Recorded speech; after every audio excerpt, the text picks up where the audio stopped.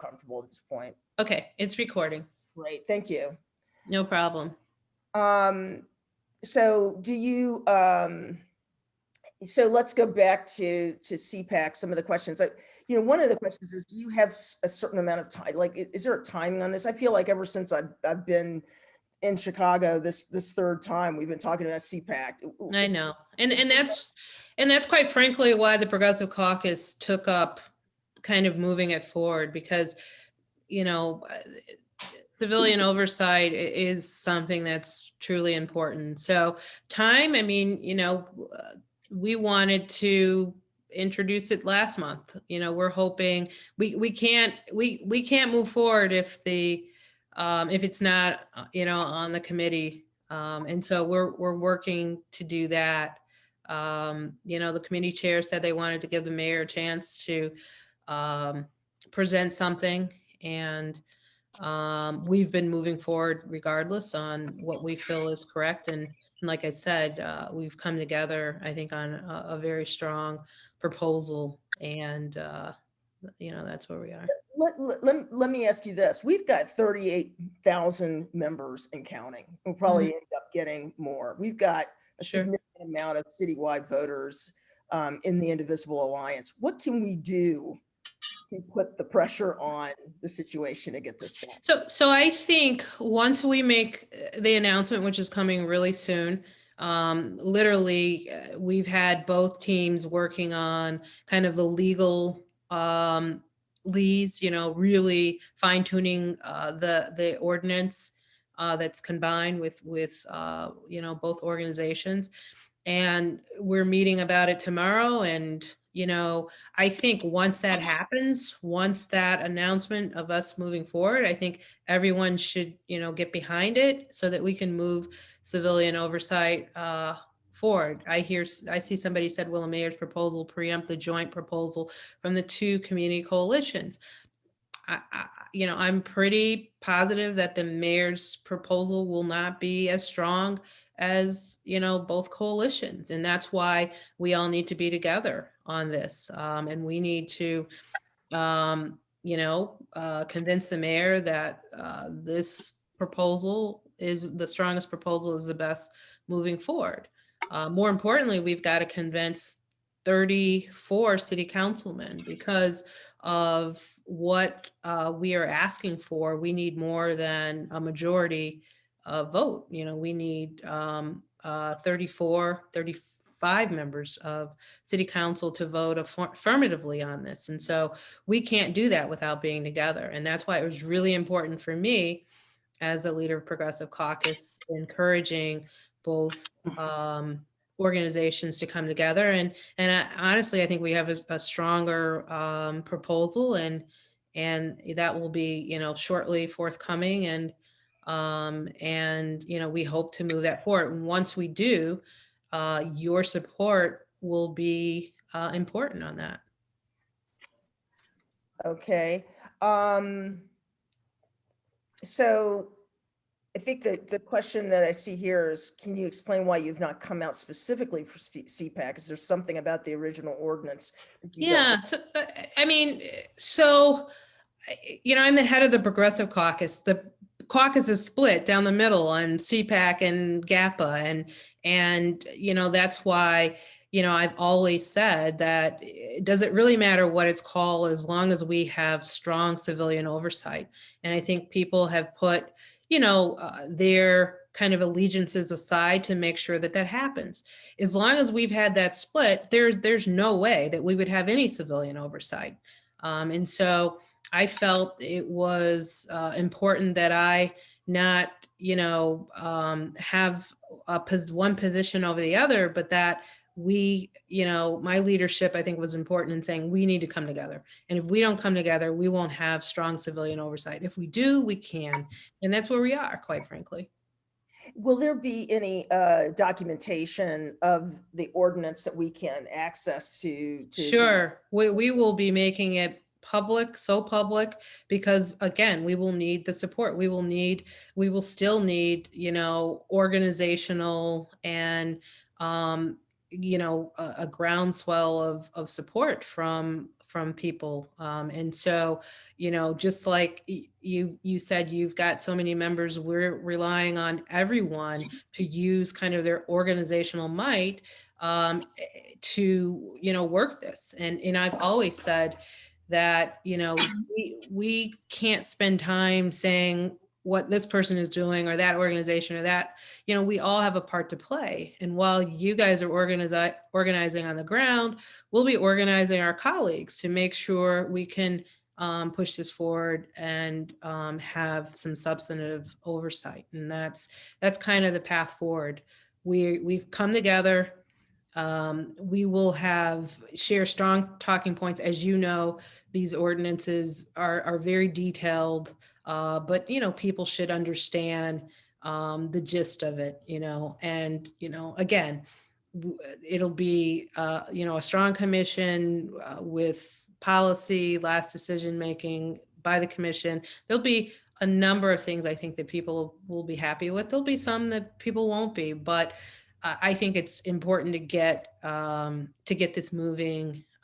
We still have a challenge ahead of us, but I think the challenge has been lessened by us all coming together, and hopefully we can count you guys as part of that. And will this, one final question about this subject, will this be democratically elected folks to this oversight board? Yeah, so like I said, I don't want to get out in front of the two GAPA and CPAC and their leaders as well as the sponsors. So I will let them announce the specifics of of the ordinance that they have come together on, and I think people will be happy with how strong it is. Okay. And to move to another subject that, quite frankly, is probably central to not just this ward, but all the wards up and down, that are really close to the lakefront. Mm-hmm. At the heart of what we talk a lot about is development. Mm-hmm. Concerns about the impact of development, especially these extreme high rises, on the environment, on the city environment, whether it's one central, something that we've been quite concerned about. We know that y'all, the rest of you can correct me on this, but we know that the money has been appropriate or agreed upon or whatever in the state legislature, but has not been allocated. Sure. These are, quite frankly, I mean, we're looking at $6 billion. The one thing I do know is $6 billion of taxpayer money, which is something that just is outrageous, given that I don't even think that the transit folks are that interested in having that hub. And I know the citizens around here are not particularly interested in the type of development. What is your perspective, not just on One Central, but the Michael Reese Hospital situation? Like, how can we know development has to happen. We get that. This is not, we're not knuckleheads, right? But at the end of the day, we need to feel, we need to have some citizen input on this, so we can have a better, more reasonable and humane development approach, especially along the lakefront. When we think too that there's so many other areas that need some significant development to help out communities of color, communities in need, and affordable housing. So I can speak more specifically to Michael Reese. One Central, Alderman Dow has been kind of leading that effort. I certainly, it's good to hear you speak to the details of the, billions of dollars that the state will essentially pay back the developer for an investment of about half that much. If the developer would say, that the taxes that would be, basically gotten from that development will far exceed that. And so it'll be a great deal for everyone. The Michael Reese development, is one that I've been working with, very carefully and strategically. I see somebody has put in the chat about no commitment to bring good hospitality jobs to Brownsville. And I want to clarify that because, I while I appreciate Unite One and their commitment to, their members, they just approached us in November. We've been working on this for 3 years. There has been no talk about any hospitality jobs on Michael Reese. And there aren't any, planned in the first phase, second phase. And so while there may be some in the future, that's not something that we had been focused on. And so I just told them it was kind of disingenuous of them to come kind of at the last minute and say, we're not committed because, we formed a Michael Reese Advisory Committee under our former mayor, who was against doing that, involving the community. We've got people who live in and around the community who have been involved in this for years. We've got a $25 million commitment for schools in the area. We've got a commitment for Bronzeville Welcoming Center / museum. We've got a commitment for affordable housing, 20% on site. We've got a commitment for write down for small businesses. So 10% of all of the commercial space, it has to be written down, 20% for small businesses. We've got a commitment for 65% minority contractors and professional services. So we've really been working hard. We have all of that in a plan development. And what Unite here is trying to do is to get, a commitment for their workers, which I'm, as a head of Progressive Caucus, strong union supporter, I'm in support of, but I feel like they could just come and talk to me and we can talk about this. Instead, they're tweeting about it and erroneously so. So I'm not committed to having jobs for hospitality, but quite frankly, we never discussed having a hotel. That's far down the line. And so we were just trying to get commitments that that we can deal with right now. I've been apprised that, they can put in for it, some commitments in the redevelopment agreement, which we have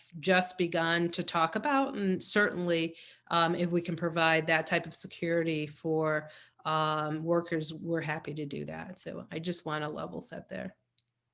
And we would love to be able to have a longer conversation, just maybe a solution building kind of conversation to talk about, not today because we know we're short in time, but we would love to get a little bit more of your perspective on development in Chicago, how, we as citizens can engage and get, rational development here in Chicago. And we'd love to set up another conversation with you. Yeah, no, I see a lot of the things in the chat, like if someone said substantive affordable housing, believe me, the 20% on site is pretty good, considering they had to do by ordinance 10%, and of that 10%, 25% on site. So, I feel we've done pretty well in getting 20% on site. Someone talked to me about co-sponsoring the Chicago Inclusive Housing Ordinance.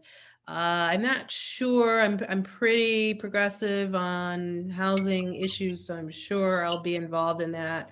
I've been working, with Alderman Cito Lopez on a number of things, or he's spearheading, and I help get some more progressive ordinances passed where housing is concerned in terms of COVID testing and vaccine locations in Black and brown communities. What we've done, because this is classic healthcare where all the social determinants have shown up all at once, And again, as a city, we could have done a better job, as a state, a better job. I've been saying that. But what we did was tried to work with vaccine distributors, and we went to our mostly poor, Black, and elderly communities in our senior HUD buildings, CHA buildings. We actually went directly to the buildings, had them give us their list,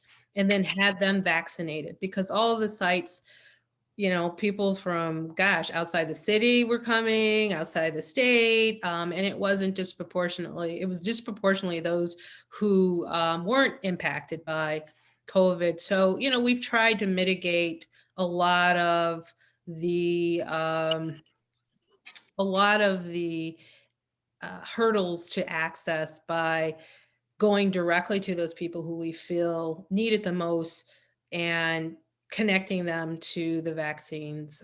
And quite frankly, we didn't get a lot of pushback from the elderly about getting vaccinated. They wanted to be vaccinated. They were happy that we reached out, and that they got that opportunity. So we're really aware about a lot of these issues.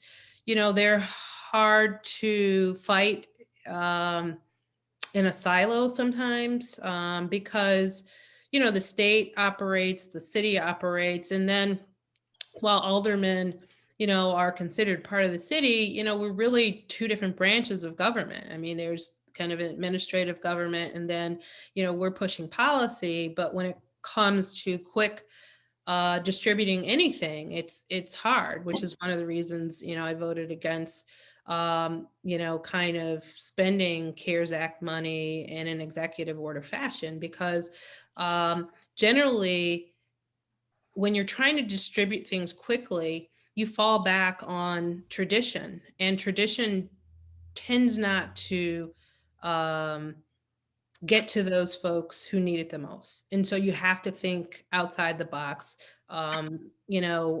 Inequity was strategically planned, and so we have to strategically plan for equity, and that means it takes planning, it takes time, it takes thought to think about those things. And when people are doing things, especially in a pandemic, they'll fall back on ways that don't necessarily help those that need it the most. In fact, as you see with COVID, that is brought to light, um, that it happens, even in the midst of a pandemic, where all of those things were made clear to people. A lot of people look back at 2020 and say, it was probably one of the worst years, but I'm hoping we look back and say, well, it really enlightened us as people. And not only did it enlighten us, it kind of moved us to action, as opposed to just enlightening people. I hope we're moving to more action, but we certainly are, in the ward and in the caucus. And, I'm glad to have meetings like this to share with people. I probably don't do a good job of marketing. I'm working on that, but we are working probably on some of the same issues that you guys are working on.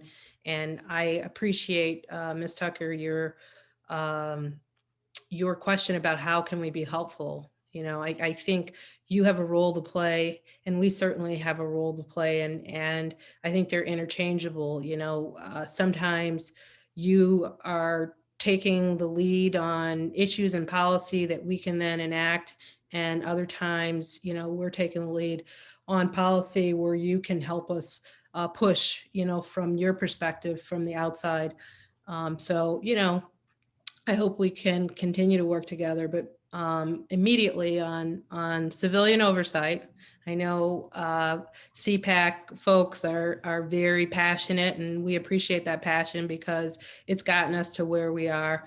GAPA folks are equally as passionate, and I got beat up a lot from, I'll be honest, from CPAC folks for not taking a position, but ultimately, I think the role that I played was bringing folks together to show that we need each other to move forward, and we're really not that far apart. We want strong civilian oversight, and together, I think we can get this passed. So And that's hopefully, go ahead.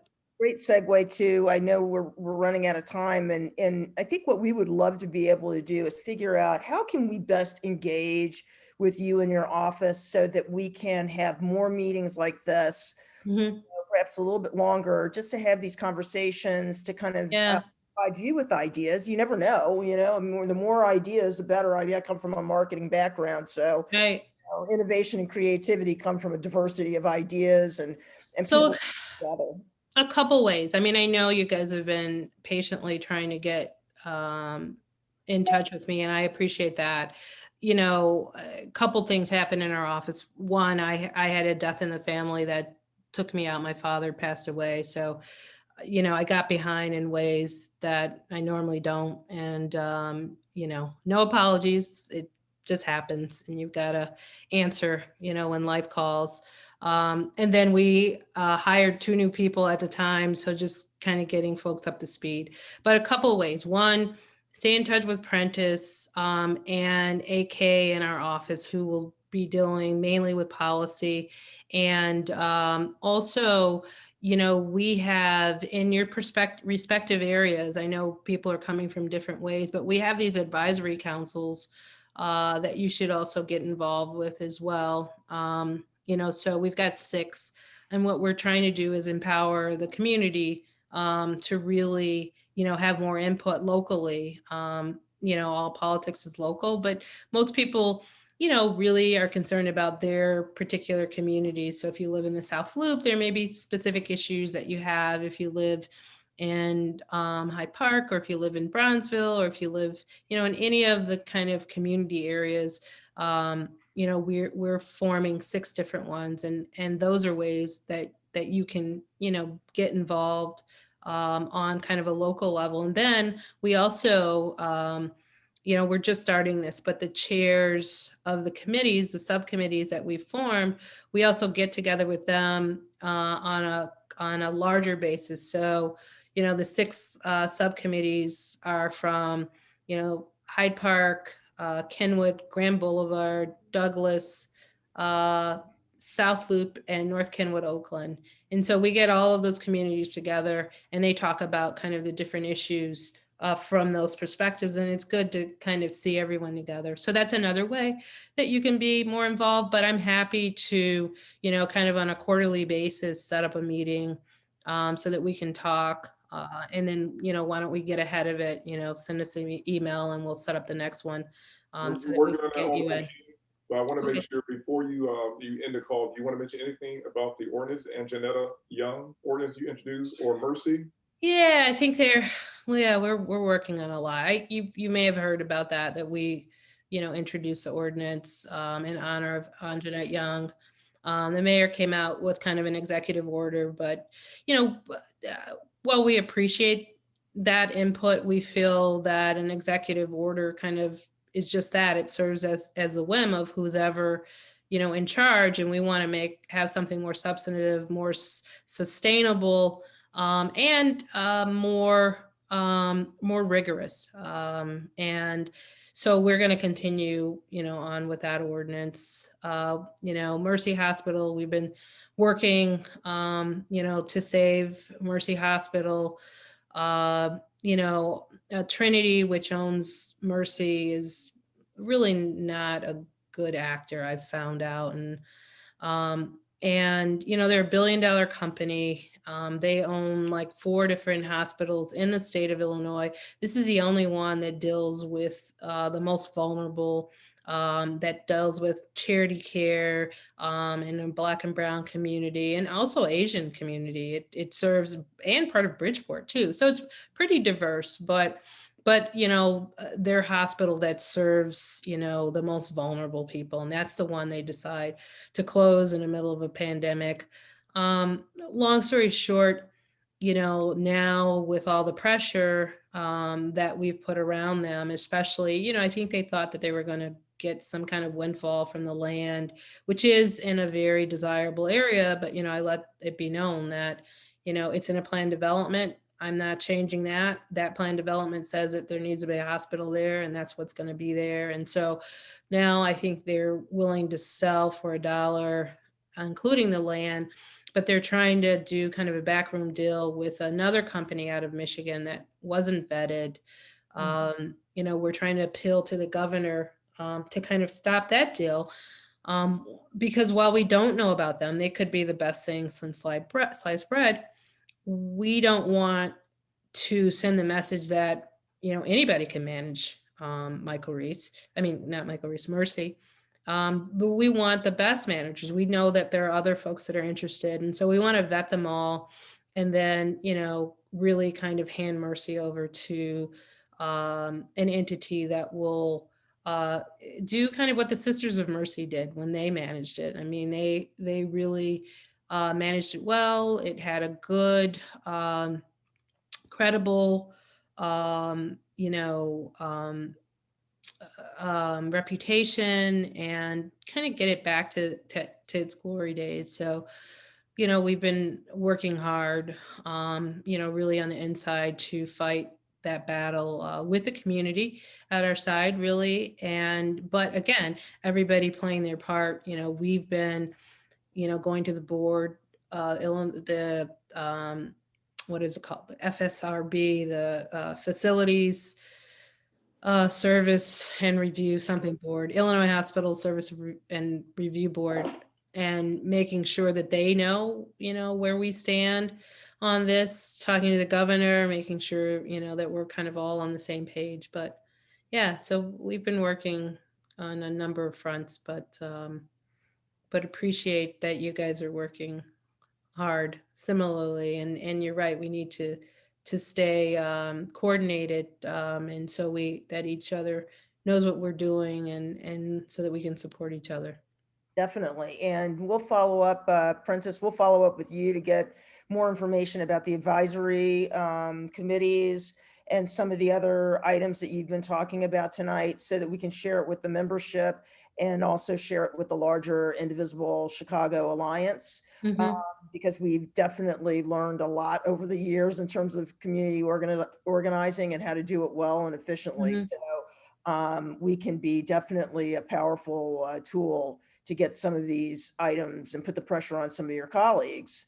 Yeah. If needed. So we certainly are happy to align and coordinate, make these things happen. So Princess, I'll follow up with you and make sure that we can get as much information out to our folks as possible.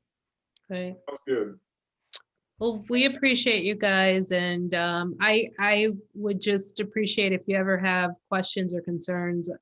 I'm on the one hand, an open book, and on the other hand, I know that that's probably not the best thing in politics, but that's the only way I know, how to operate. So I'll be, very candid on where I am, and like I said, I got a lot of encouragement, let's just say, to be on board with CPAC, and like I said, it was never about being against CPAC. It was about moving forward legislation. So, but I appreciate you guys tremendously, and thank you for being patient. Absolutely. And as I said, I think CPAC is important because I think we have the ability as a city. I would love to be, I think I can speak for all of my peeps here. We would love to be able to be the city that's on the leading edge of reinventing public safety. No, it's a win. And like I said, the mayor talked about a lot of this stuff when she was campaigning, and I think, hopefully she will be on board with us, but it's something we want to move forward with regardless. And it's important. It's, our city unfortunately has been, on the cutting edge, if you will, of police brutality, and we're kind of known for that. And if we can shift the paradigm and say, okay, we know, the errors of our past, and let's, but here we're trying to fix it, and this is how. And so it would be very positive and powerful. So I'm hoping that we can do that on short order. So great. Well, thank you so much. We really appreciate it. And thanks thank you for showing up. And Princess will be following up with you soon. Okay, thank Hold you. on, Thanks, hold on, everyone. Wait. Let me send my Oh. email in the chat. Hold on a second. Oh, your email. Okay. There you go. Great. Thank you so much. Appreciate that. Okay. Okay, thanks, everyone. You guys have a good evening. You too. Bye-bye. Okay, take care.